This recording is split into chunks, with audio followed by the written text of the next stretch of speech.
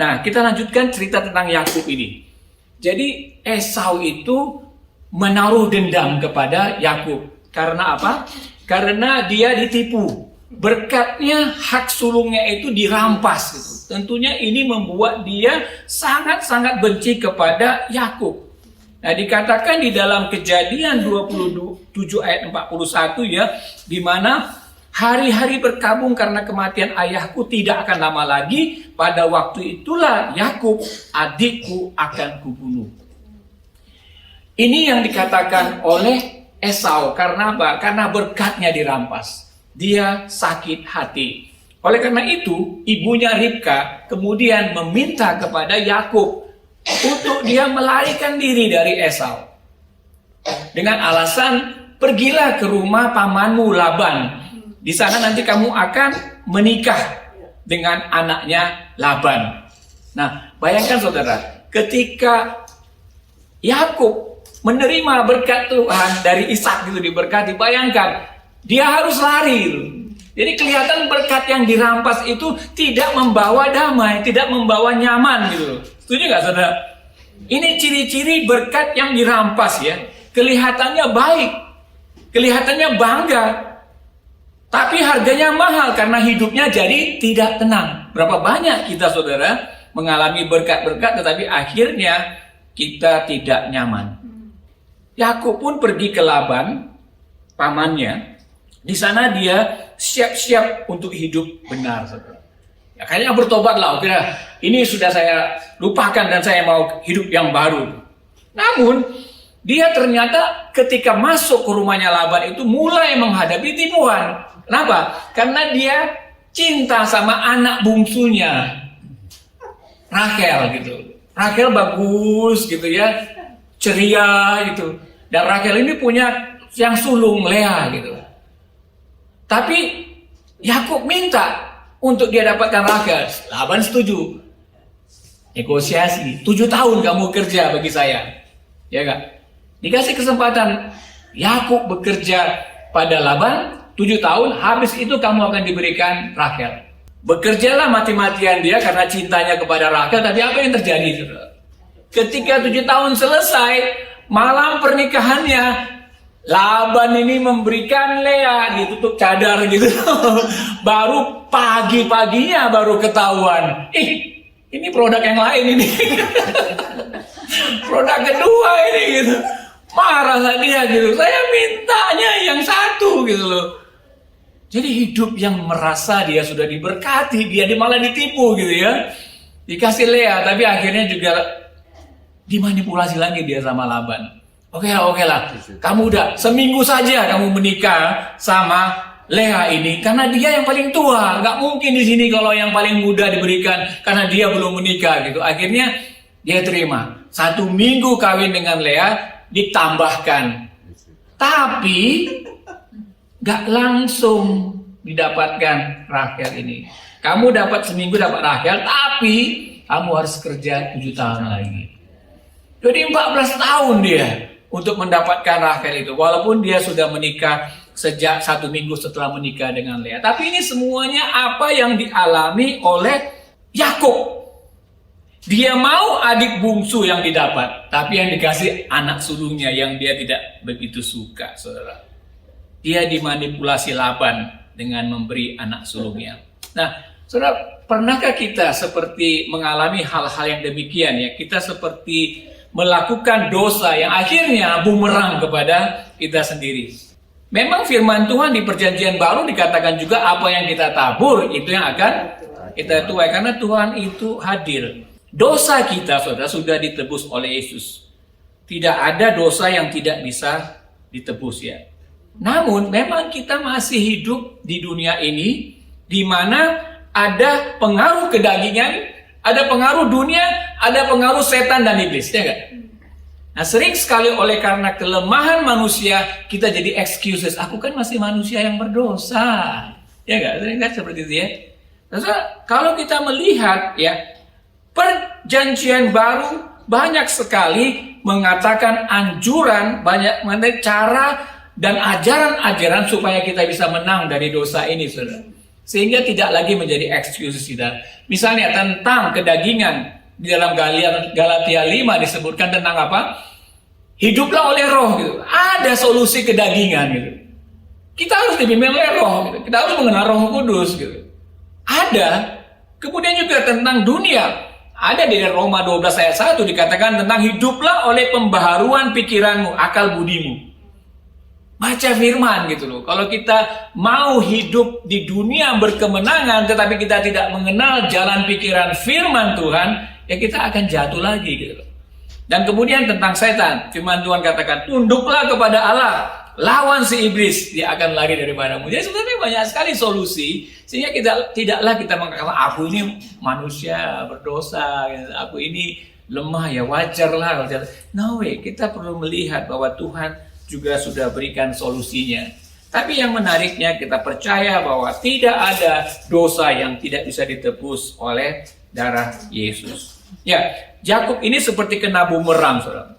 Jadi setelah 20 tahun dia bekerja di Laban ini, kemudian dia mendengarkan suara Tuhan. Jadi untuk dia kembali ke keluarganya yang mula-mula. Dia mendengar suara Tuhan. Karena apa? Karena di Laban itu dia bukan bos. Dia tahu dia akan menjadi pemimpin, tetapi di Laban itu dia tetap menjadi nomor 2 gitu, pekerja bagi Laban itu. Jadi akhirnya dia mendengarkan panggilan Tuhan bahwa dia harus kembali. Masalahnya, benang kusut relasinya dengan Esau itu menghantui dia, mengejar dia, membuat dia ketakutan. Walaupun dia percaya dia sudah menerima berkat dari Ishak, tetapi kehidupannya tertipu dan akhirnya penuh dengan ketakutan, khususnya setelah Tuhan meminta dia untuk kembali. Cara dia, waktu dia mau kembali menemukan Esau, itu pun dia coba manipulasi. Mungkin, mudah-mudahan Esau ini bisa menerima saya kembali. Karena dia mau dibunuh 20 tahun sebelumnya. Jadi dia mencoba untuk manipulasi dalam arti apa? Dia kirimkan kurirnya kepada Esau.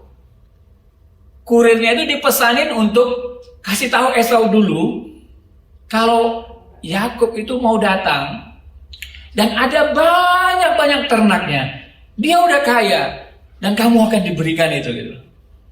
Jadi dia mau bribe dengan hartanya gitu.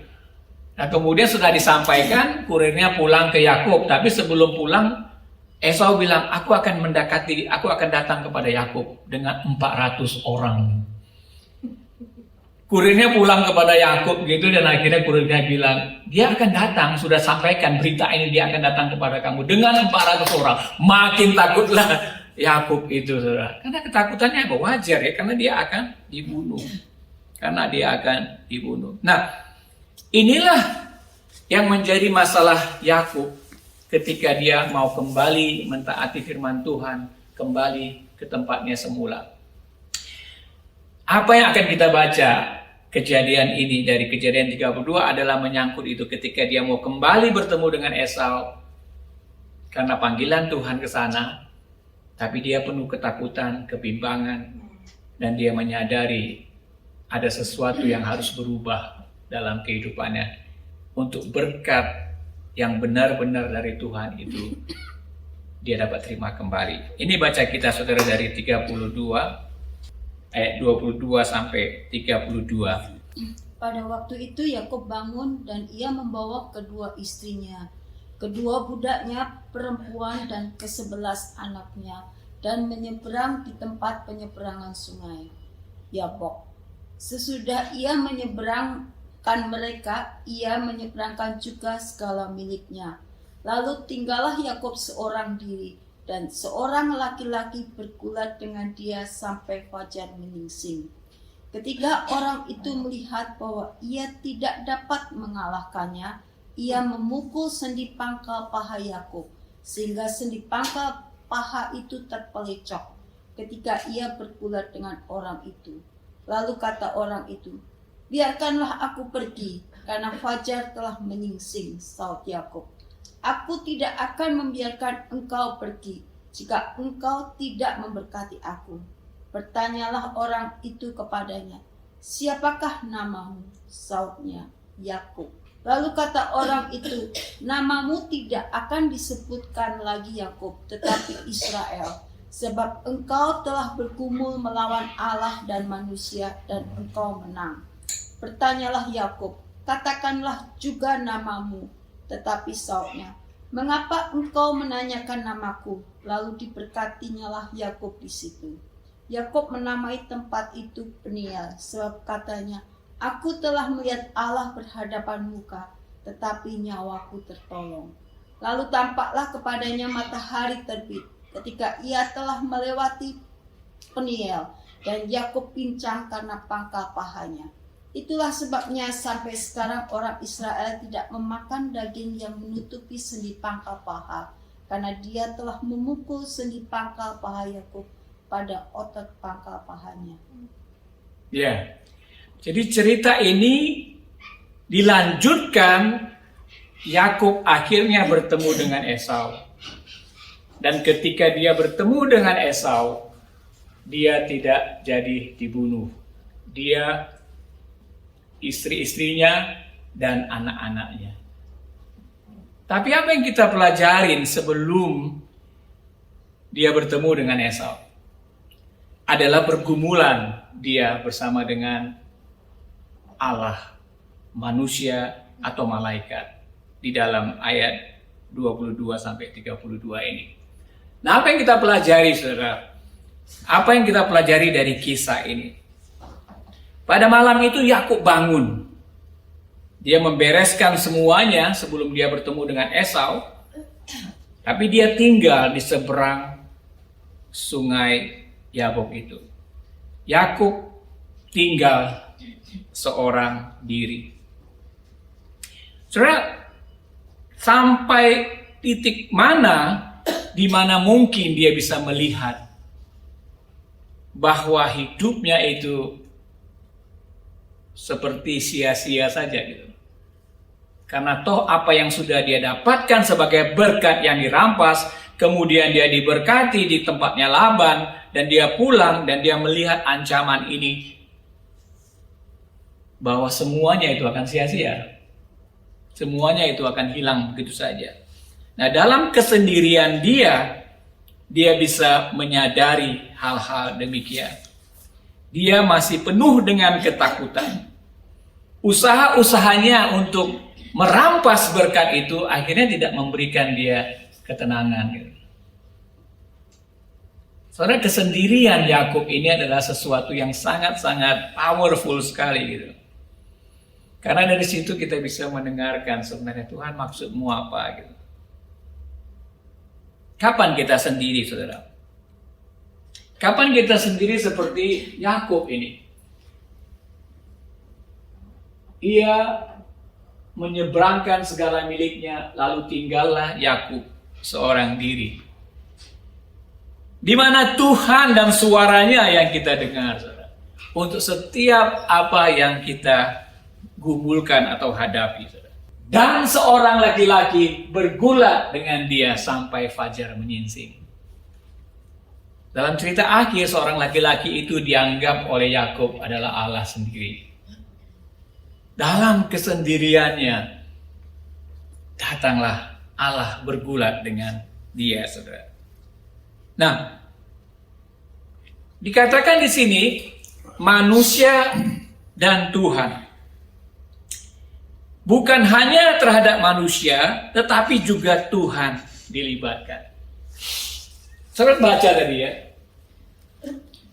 Ketika dikatakan oleh malaikat itu di ayat 28, namamu tidak akan lagi disebut lagi Yakub tapi Israel, sebab engkau telah bergumul melawan Allah dan manusia. Melawan Allah dan manusia. Saudara, ketika dia bergumul, dia tidak hanya bergumul dengan Esau atau masalah Esau, tetapi juga ini masalah Tuhan. Kalau apa yang saya baca di sini, saudara, mengingatkan kepada kita ketika kita punya benang kusut relasi dengan manusia, sebenarnya kita sedang punya relasi atau benang kusut dengan Tuhan dan manusia. Tidak bisa terlepas. Untuk dia bisa rekonsiliasi dengan Esau, ada Tuhan yang perlu dilibatkan. Kalau kita mau rekonsiliasi benang kusut dengan orang-orang dalam kehidupan kita, ada dua pihak selalu terlibat. Manusianya, tetapi juga Tuhan. Ketika Yakub bertemu dengan Esau, akhirnya firman Tuhan katakan Yakub melihat wajahnya Esau itu sebagai melihat wajah Allah gitu. Ya, jadi ketika mereka rekonsiliasi itu terjadi kedamaian karena melihat Allah hadir di situ. Kita mungkin sudah mengampuni orang yang menyakiti kita, tetapi dites ketika kita ketemu dengan orang itu masih mual-mual mulut kita. Masih ingat segala perkataannya dan sebagainya. Nah, oleh karena itu, rekonsiliasi selalu berkaitan dengan dua pihak ini, manusia dan juga Tuhan. Dan Tuhan dengan firman-Nya itulah yang perlu kita lakukan ketika kita rekonsiliasi dengan manusia. Banyak yang mengatakan saya sudah mengampuni, tetapi ketika kita menghadapi orang itu masih ada lagi amarah yang bergumul di hati kita, saudara. Nah, saudara, yang kedua, yang pertama tadi Yakub sendiri. Yang kedua ini adalah Yakub bergumul. Jadi seakan-akan Tuhan itu datang di dalam kesendirian kita untuk menggumulkan masalah yang sedang dihadapinya. Ya, Tuhan bergumul, bergulat dengan Yakub di sini. Dan yang ketiga, yang ketiga dikatakan di sini bahwa ketika orang itu melihat bahwa ia tidak dapat mengalahkannya, ia memukul sendi pangkal paha Yakub. Kenapa Tuhan tidak bisa mengalahkan Yakub? Dia tidak bisa mengalahkan Yakub. Apa kira-kira yang menyebabkan Tuhan tidak bisa mengalahkan Yakub? Tapi saya melihat, saudara, apa yang Tuhan tidak bisa kalahkan dari diri kita adalah apa? Kehendak bebas kita. Kehendak bebas kita. Kalau orang tidak mau datang kepada Tuhan, dia tidak bisa. Kalau orang memilih untuk menolak Tuhan, dia tidak bisa. Jadi dia melihat ketika dia bergumul dengan Yakub seperti ini, terlalu keras kepala. I cannot break through. Karena Tuhan menghargai kehendak bebas orang. Dia harus menyerahkan kehendak bebasnya kepada Tuhan. Dan itulah yang Tuhan mau lihat dalam hidup kita. Dia tidak bisa mengalahkan Yakub. Sama seperti ketika Yesus di Taman Getsemani. Itu satu pergulatan dengan Tuhan Allah.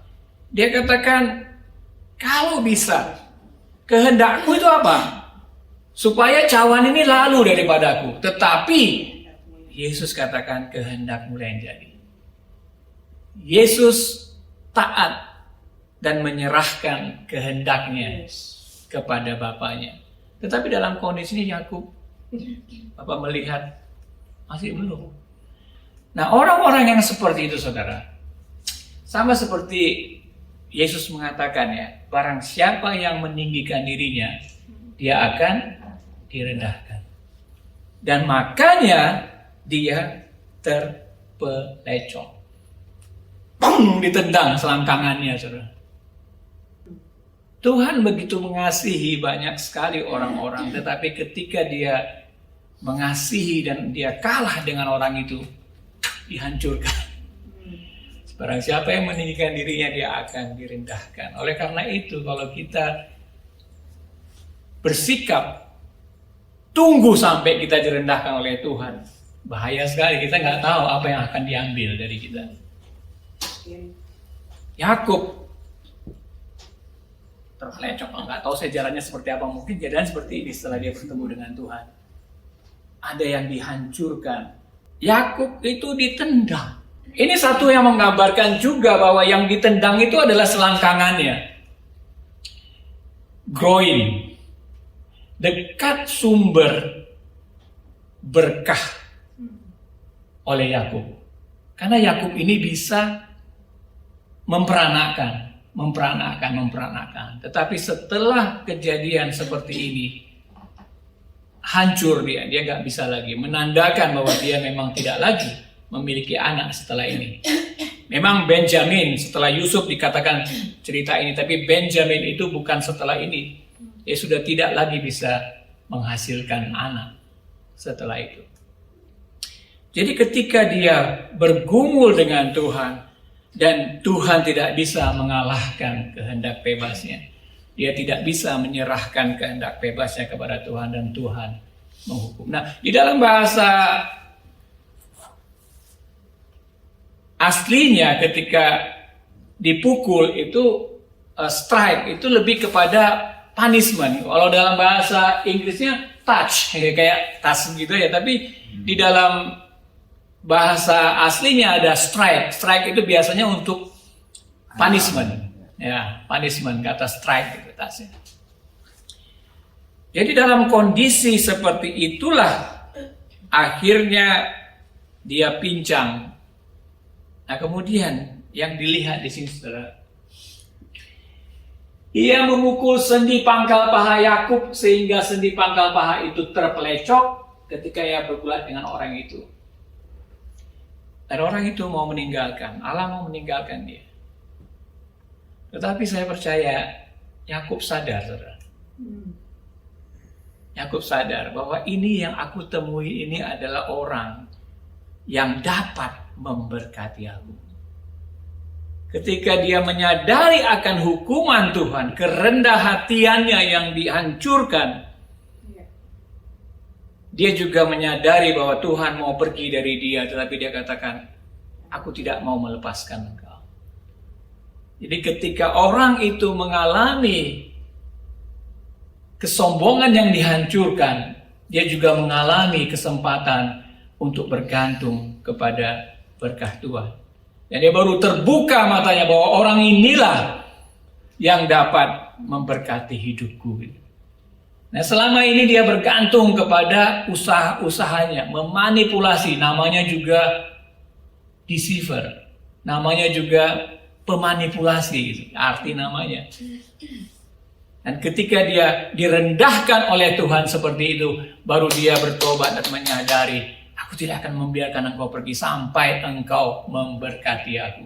Dia menyadari di sini, saudara, pertobatannya bahwa hanya Tuhanlah, hanya berkat Tuhanlah yang dia bisa andalkan. Dan saya tidak akan mau melepaskan itu, saudara. Harap Yakub meminta berkat. Dan akhirnya dia menyadari bahwa berkat itu sumbernya dari Tuhan sendiri. Dan dia tidak bisa melepaskan Tuhan dari dirinya. Sampai Tuhan memberkati dia. Respon Tuhan setelah itu, namamu siapa? Gitu. Ketika Tuhan mau memberkati Yakub, dia bertanya namamu siapa. Menarik, saudara, ketika ditanyakan namamu siapa gitu. Dan ketika Ishak memberkati Yakub, Ishak juga bertanya namamu siapa. Tapi Yakub mengatakan namanya Esau. Jadi kayak bumerang itu dikembalikan oleh Tuhan. Kalau kamu mau menerima berkat Tuhan, kamu harus jujur. Karena tidak ada manipulasi kalau Tuhan mau memberkati. Tapi kejujuranlah. Namamu siapa? Dan dia bilang bukan lagi Esau, namaku Yakub. Gitu. Disitulah ketika Tuhan kemudian memberikan dia berkat, identitasnya. Saudara, apa kalau Tuhan memanggil kita, mau berkat apa? Oh banyak. Tapi apa ketika Tuhan menanyakan, siapa kamu? Siapa identitas kamu? Ketika kita mau diberkati, Tuhan bertanya, kamu ini siapa? Identitas kamu itu apa? Tentunya saudara, kita ini adalah ciptaan yang baru, umat yang kudus, kepunyaan Allah, anak-anak Allah, ya enggak? Ya, kita ini ciptaan baru, yang lama sudah berlalu, sesungguhnya yang baru sudah datang. Kemudian karena kita percaya kepada Yesus, kita disebut sebagai anak-anak Allah. Ya. Tapi berulang kali saudara, ketika Tuhan mau mengalirkan berkatnya kepada kita, kita tidak mengenal identitas kita mau habiskan sendiri. Kita punya masalah, kita mau Tuhan memberkati, tapi kita tidak menggunakan firman-Nya, otoritasnya. Saudara, di dalam Lukas 4, ketika Yesus dicobain oleh iblis, dia berpuasa 40 hari. Pencobaan apa yang dilakukan iblis? Pencobaan tentang identitasnya. Kalau kamu ini benar anak Allah, rubahlah batu ini menjadi roti. Kemudian yang ketiga, kalau kamu ini anak Allah, jatuhkanlah dirimu dari bait Allah. Identitas kita untuk menerima berkat Tuhan harus sesuai dengan identitas yang Tuhan berikan.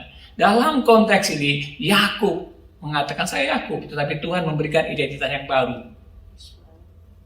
Namamu Israel, karena kamu telah bergumul dengan manusia dan Tuhan, dan kamu terus menang.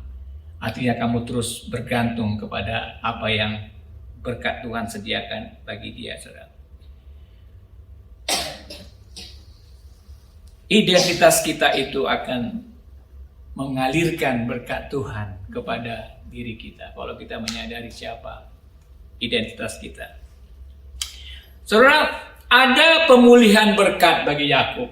Setelah dia menjalani proses seperti itu, ya, ketika dia sendiri, ketika dia bergulat, ketika dia direndahkan, dan dia menyadari bahwa hanya Tuhan yang bisa memberikan berkat, dan dia menahan terus supaya Tuhan tidak pergi dari dirinya. Dan kemudian identitasnya dirubahkan oleh Tuhan.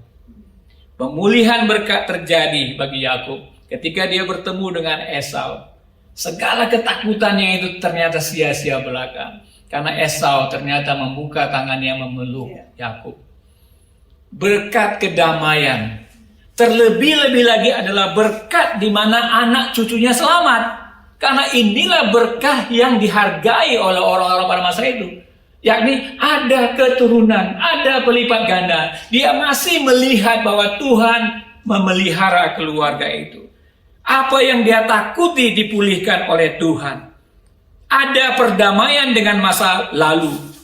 Dan kemudian masa depan terlihat jelas bahwa anak-anaknya akan menerima juga janji bagi Abraham itu.